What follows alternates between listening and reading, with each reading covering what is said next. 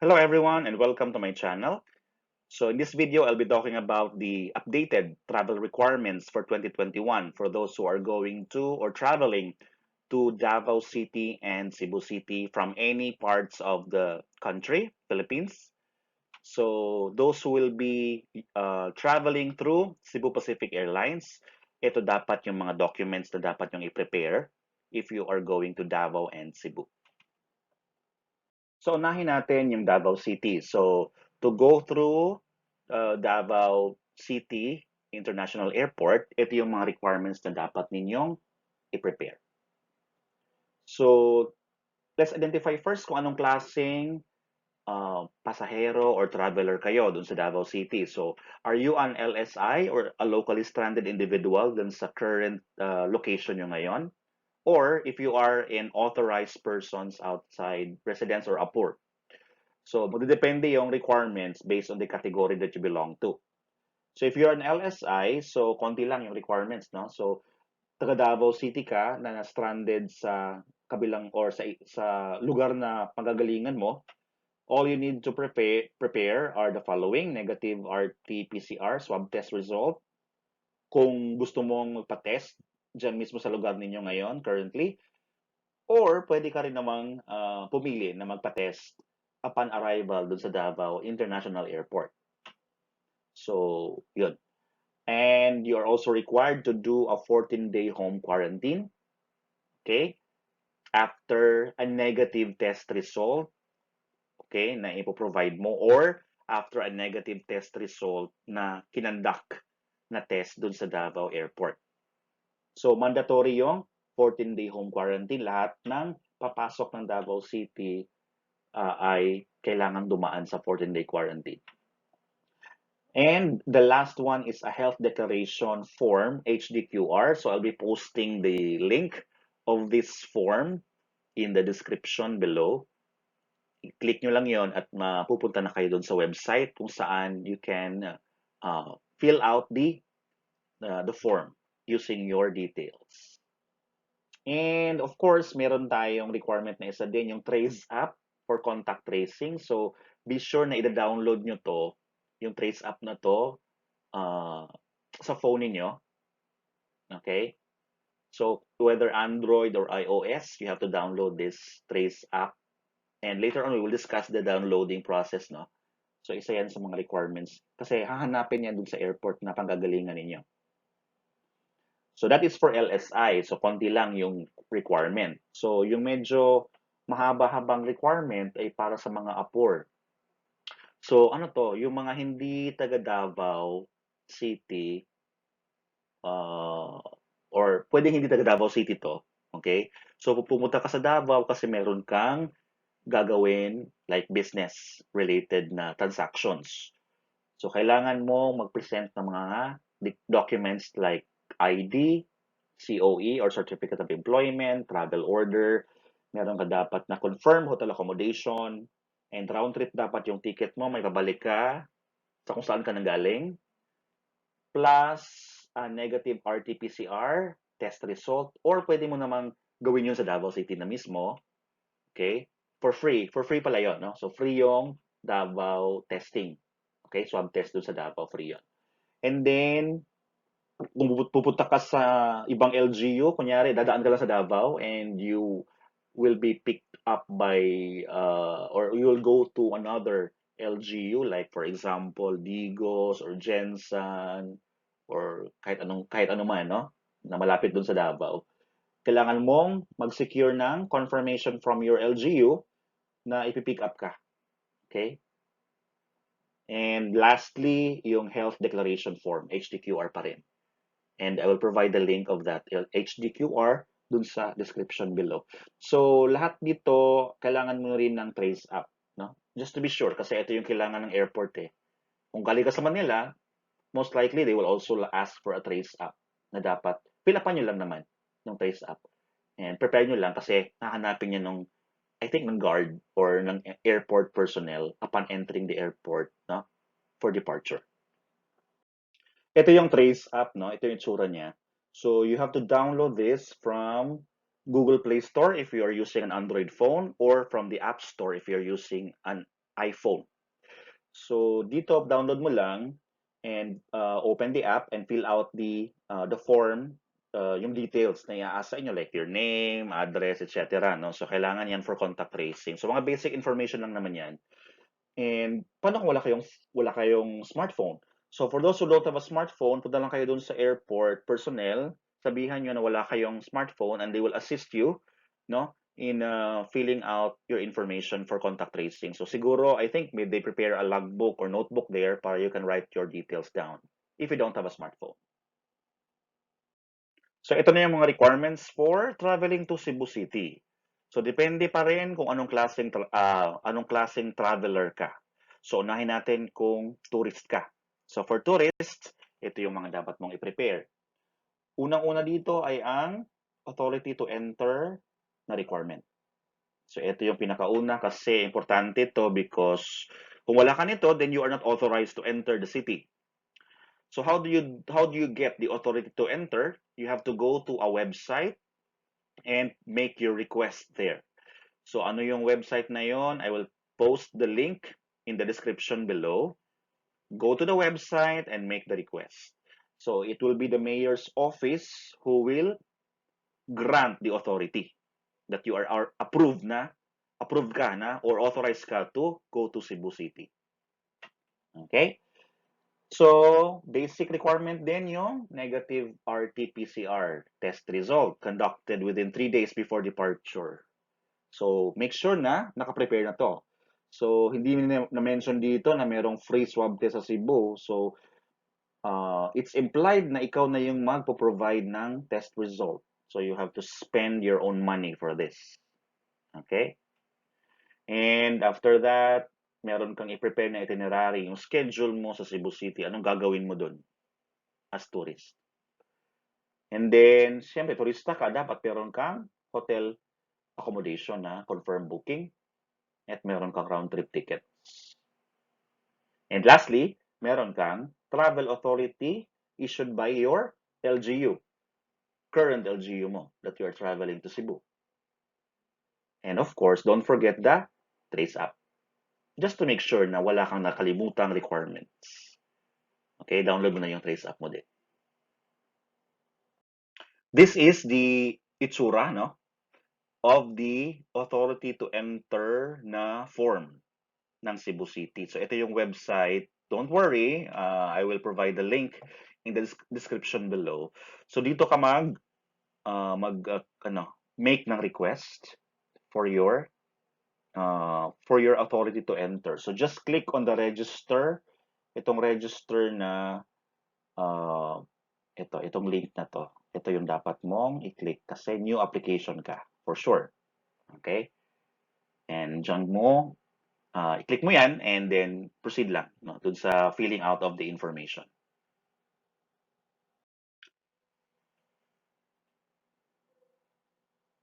So yung kanina na requirement para yung sa mga tourists ng Cebu City mismo. So iba din yung requirements for tourists that are staying in Lapu-Lapu City. So alam naman natin nasa Cebu, maraming cities dyan, no? So since maraming cities dyan, so iba-ibang LGU yan, so may kanya-kanya silang mga rules and regulations. So yung kanina, para yun sa Cebu City na tourists. Ito naman para sa mga tourists staying in Lapu-Lapu City only. Okay, Lapu-Lapu City only. So iba rin naman yung kanilang mga requirements. So these are the following. So as you can see, wala itong authority to enter kasi it's only unique for Cebu City. Sa Lapu-Lapu City, wala yon. So meron lang travel authority. So iba rin yung mga requirements. So travel authority. So make sure na alam nyo, no? Make sure na sure ka, saan ka ba? Saan ka pa stay? Cebu City, Lapu-Lapu City. Kasi iba rin yung requirements. So don't be confused. Medical certificate, kailangan din issued within 7 days before flight from the Municipal Health Office of the place of origin. Secure mo na to medical certificate mo from your LGU. Confirmed hotel booking, so common yan. And the negative RT-PCR test result conducted within 72 hours before travel. So pareho lang naman yun, no? So ito yung mga common, yung confirmed booking, hotel booking, negative RT-PCR test. So, common yan. So, yung unique sa Lapu-Lapu City ay yung travel authority at yung medical certificate. And of course, huwag nyo na rin kalimutan yung trace app for contact tracing. Okay? Just to make sure na kompleto yung requirements natin. So, tapos na yung tourists, okay, na mga travelers. Ito naman for LSI or locally stranded individuals. So, Cebu City na to. Okay, Cebu City pa rin to. So, as you can see, merong mga common requirements dito like authority to enter, negative swab test result, and itong letter of coordination from barangay in Cebu City. Saang barangay ka tutuloy or pupunta? Dapat may letter of coordination na dala ka. So parang tanggap ka, acceptance letter ito ng barangay na pupuntahan mo sa Cebu City. And of course, your travel authority galing sa barangay na pinanggalingan mo, LGU of origin. Okay? So remember, letter of coordination galing sa barangay na pupuntahan mo and travel authority galing sa barangay na kung saan ka galing na barangay. Okay? So tapos na ang tourist at LSI. So let's go to the APOR, authorized persons outside residence.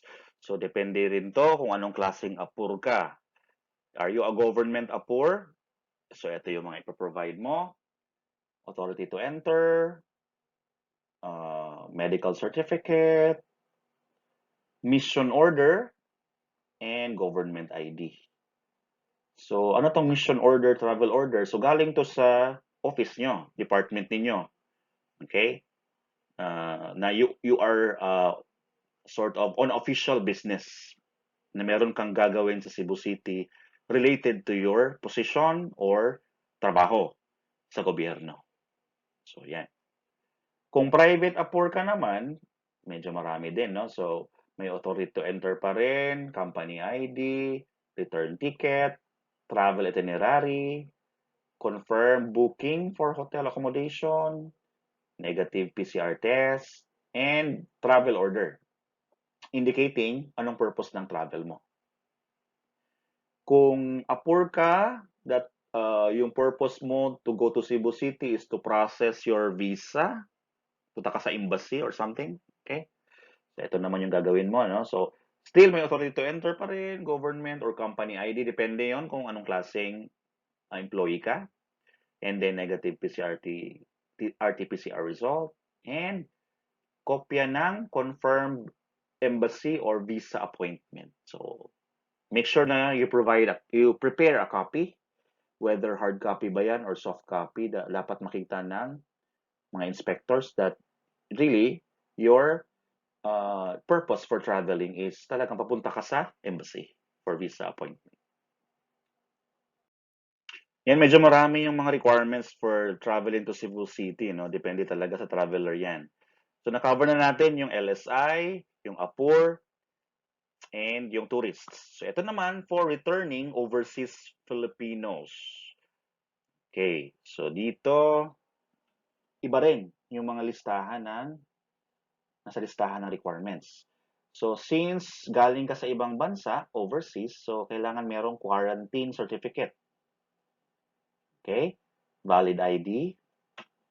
So, kung galing ka ng Manila, you have to undergo an RT-PCR swab test in Cebu City upon arrival, followed by a 14-day home quarantine.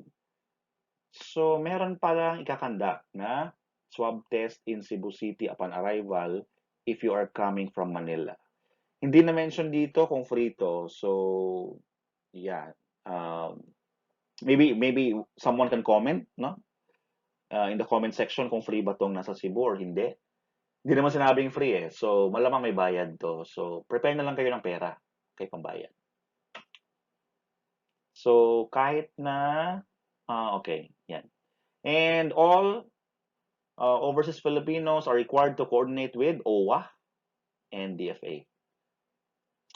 And barangay of residence prior to arrival. So, dapat before ka makapunta dun sa destination mo, kailangan meron ka ng coordination with the OWA, DFA, and the Barangay of Residence na you are accepted. May letter of acceptance ito that they are parang notified that you're coming, okay? And they're expecting you to arrive there in the Barangay of Residence. So these are the things you prepare if you are an returning overseas Filipino. So, iba naman yung mga requirements kung papunta ka ng Cebu Province. So, iba yung sa Cebu City, iba yung sa Lapu-Lapu City, at iba rin yung sa Cebu Province na mga lugar. So, let's start off with the LSI requirement. So, kung stranded ka, okay, a locally stranded individual ka papuntang Cebu Province, you need to provide a travel authority issued by the PNP JTF COVID Shield galing dyan sa lugar ninyo ngayon kung saan ka na stranded and your medical clearance certificate. Okay. Tapos, prepare your valid ID and prepare the letter of confirmation or acceptance from the LGU na pupuntahan mo, pabalik ka. So, ito yung dito ka nakatira talaga na residence. Okay? Ano na LGU, I mean. So, secure a letter of confirmation. If you are an APOR going to Cebu Province, ito naman yung dapat mong i-prepare na mga requirements. So, company ID, COE, medical clearance certificate, and certification from the Cebu Provincial Government, okay, that you are going there for an official business. Okay, so these are the requirements. Be sure to remember. And of course, huwag mong kalimutan parati yung trace app, no? From the airport pa lang, dapat may trace app ka. If you are a returning overseas Filipino going to Cebu Province, prepare to. Dalawa lang yung requirements. We have the quarantine certificate, okay, and valid ID. So, yan lang. So, if you are going to Cebu Province for medical reasons, ito naman yung mga dapat mong i-prepare. So, certificate from the LGU of residence, medical certificate clearance, proof of appointment, and certification from the Cebu Provincial Government. So, ano ito mga for medical reasons? So, malamang, pupunta ka ng Cebu Province for your check-up, for example, for your dialysis, or for whatever medical reasons, no? So, clarify lang, no? Mayroon kang proof of appointment na yun ang pupuntahan mo dun sa Cebu Province. Yan yung dapat i-secure along with the other certifications. Okay? So, I hope nakatulong tong video na to inform you, no? Kung ano yung mga dapat yung i-prepare if you're traveling to Davao City and Cebu City. Sa Davao City, medyo konting-konti lang yon, manageable lang. Yung Cebu City, maraming dapat na i-clarify, no? May siguruhin nyo kung saan kayong kategory na belong and saan kayong banda in Cebu papunta, no? So, are you going to Cebu City, Lapu-Lapu City, or Cebu Province? So, may kanya-kanyang requirements yun. So, kung medyo marami yun, okay, you can always freely review naman yung mga requirements. Just, go back to the portions of the video wherein dun kayo nabilong na category and yun, take note of the requirements. So, yun lang po ang video for today. Have a safe trip, no? And God bless everyone.